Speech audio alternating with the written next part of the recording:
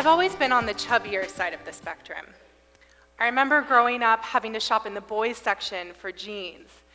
Even though they were always a bit too tight in the hips, they were the best option that I had. The girls were always a bit too small, and the women's were too big at the time.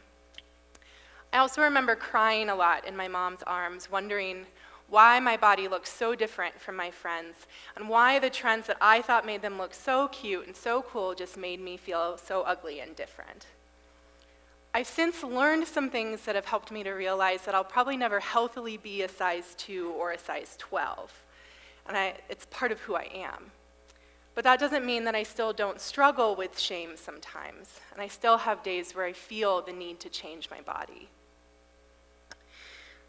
The media tells us that thinness is the right way to be, and that if you're fat, it's always your fault. You just lack the willpower and the motivation to lose the weight and keep it off. It also makes us feel isolated, like we're outcasts and everyone else is normal and we're the different ones. However, the Center for Disease Control and Prevention found that in 2014, 70% of US adults are considered to be overweight or obese. So that's actually the majority of the population that are made to feel badly about their bodies. Think too about reality TV shows that we see so often nowadays about weight loss. These serve as modern-day freak shows, actually, where fat people are meant to be gawked at, to be judged, and to be reduced from being full-fledged human beings to just being about their weight. Another 2014 study found that 70% of children's movies include at least one instance of fat shaming. So it actually starts from a really young age.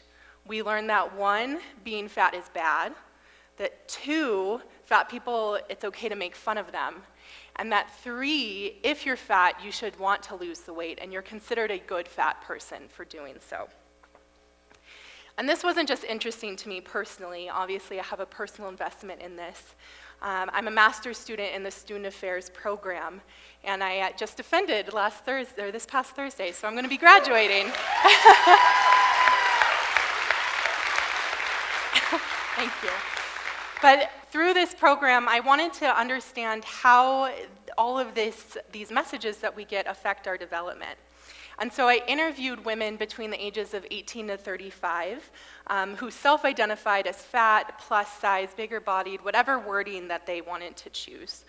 And I wanted to see how these women developed relationships with their bodies in the midst of all of these messages that we receive that tell us that we can only be perfect by being what we are not. And so what happens when we break that mold? What happens when we get visible role models like Jessamyn Stanley, who's a yoga instructor and an author of Everybody Yoga, or Tess Holliday, who's a model and creator of the Instagram account F Your Beauty Standards? I'll give you a hint, this actually benefits everyone. But before I answer this question, I wanted to look at or talk about who is responsible for fatness. What's the narrative that we hear about this? And I'm not talking about the sinful qualities of chocolate or other overly decadent foods, but I wanted to hear more about the societal impacts. And so regardless of whether we think someone should lose the weight or not, whether it's healthy for them or not, it isn't just a simple or an across-the-board solution. Fatness hasn't actually always been considered to be a bad thing. Society just wants us to think that. It wants us to think that the blame lies solely within the individual. But actually what happens is that there are larger systems at play that significantly affect how we feel about ourselves and about our bodies. The medical industry is one major influencer of this. Through my research, one of the books that I was reading was by Harriet Brown, and it was called The Body of Truth.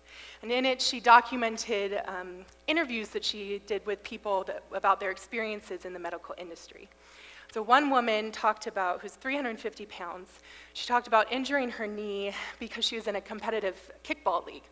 So she goes into the doctor, and the doctor says, well, all that weight is just bad for your body. It's hard on your body, so just ice it, take some pain meds, you'll be fine.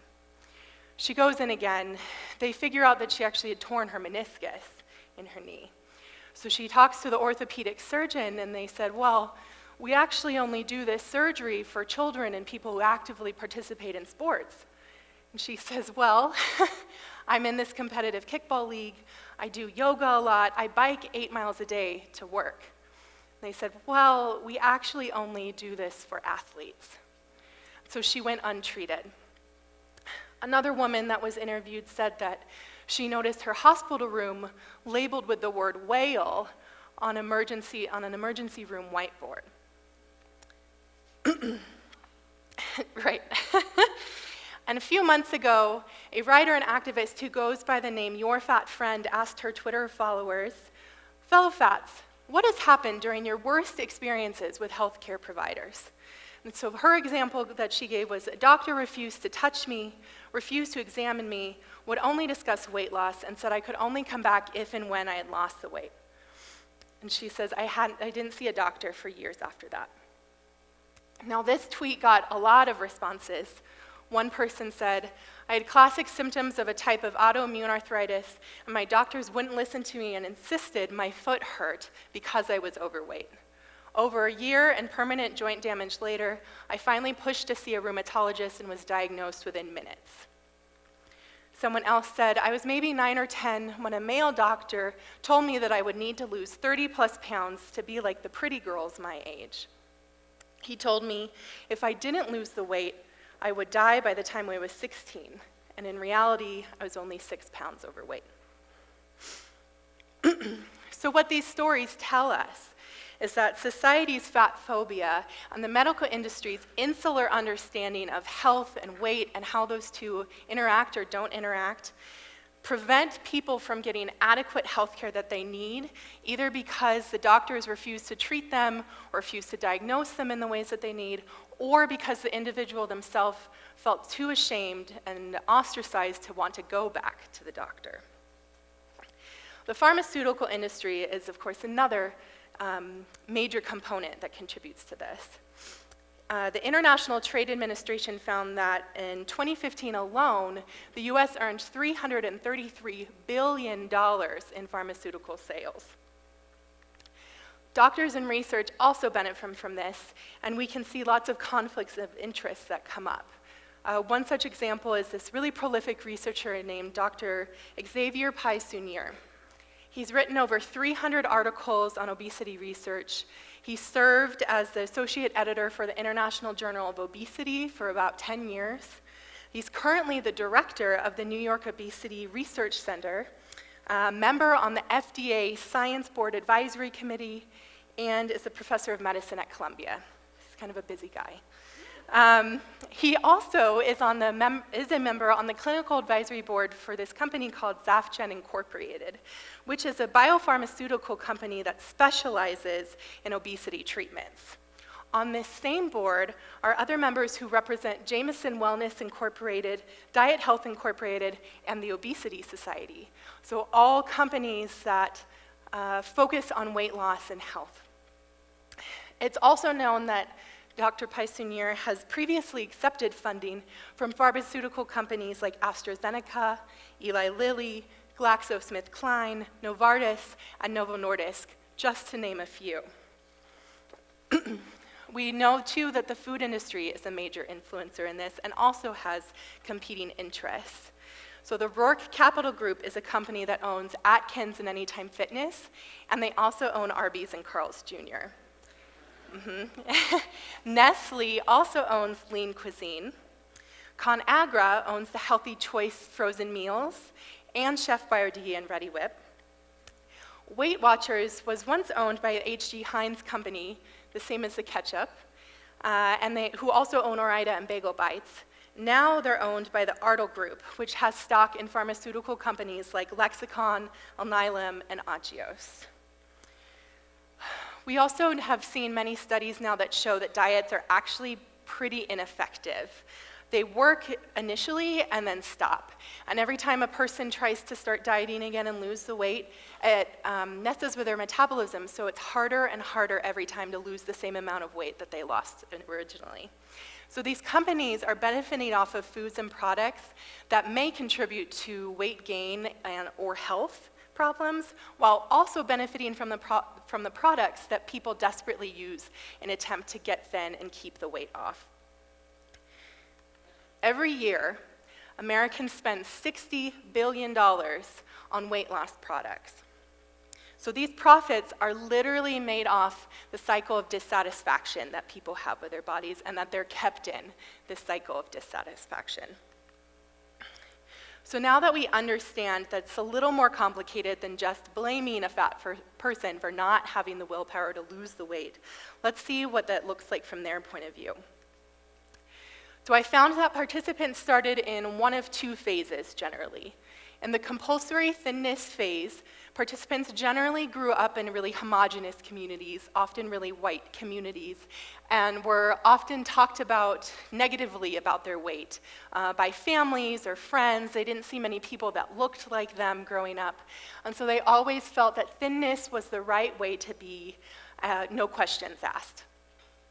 Folks that grew up in more of a normalized body diversity setting tended to be from more densely populated urban areas. There were greater amounts of diversity both in terms of body size, as well as race and ethnicity, class, etc. And so these folks felt pretty positively growing up. People didn't make a ton of comments about their weight. They didn't necessarily feel very different from other people until they had a moment of saliency. And so what that means is that something happened that made people recognize their body in a new way, or made them think about their body in a different way. And sometimes these are positive things, like seeing Jessamine Stanley or Tess Holliday on Instagram, or reading an article about body positivity.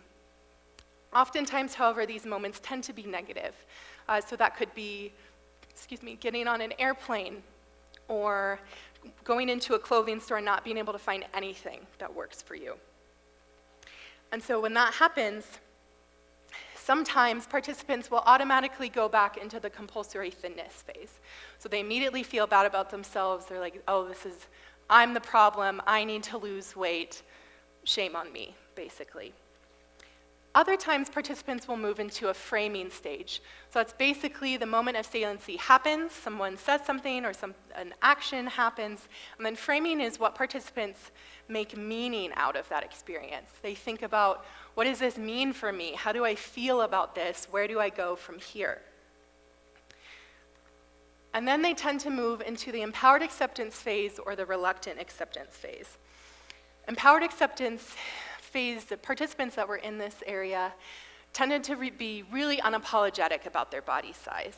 They were like, I'm fat, deal with it, society's messed up, and it wasn't made for me.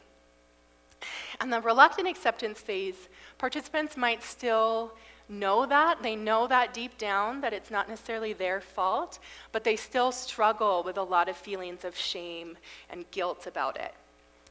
Also, participants can shift between these two at any point in time, from second to second even. And then, as always, something else might happen. So they might experience a moment of saliency again that puts them through the entire process over again. And now this whole thing can happen, again, within moments, a roller coaster of emotions and feelings that they experience, or it can happen over years of their life. The point is, in all of this, is to understand that fat people are put into an impossible position. It's a double bind, where we constantly have to navigate and do mental gymnastics about who we are and where we belong. And I'm willing to bet that everyone sitting in this room, everyone who watches this in the future, is impacted by this as well. That we all feel pressure to be somebody that we are not, to live up to standards that we feel like are impossible to attain, whatever that means. And so I ask you all to ponder these questions from now and forever, hopefully. What if we had more empathy for what it might be like to be fat in the US? What if we reframed collectively what we thought healthy and attractive bodies should look like? What if we all had a better understanding of how society impacts all of us in telling us how we should feel about ourselves and about our bodies?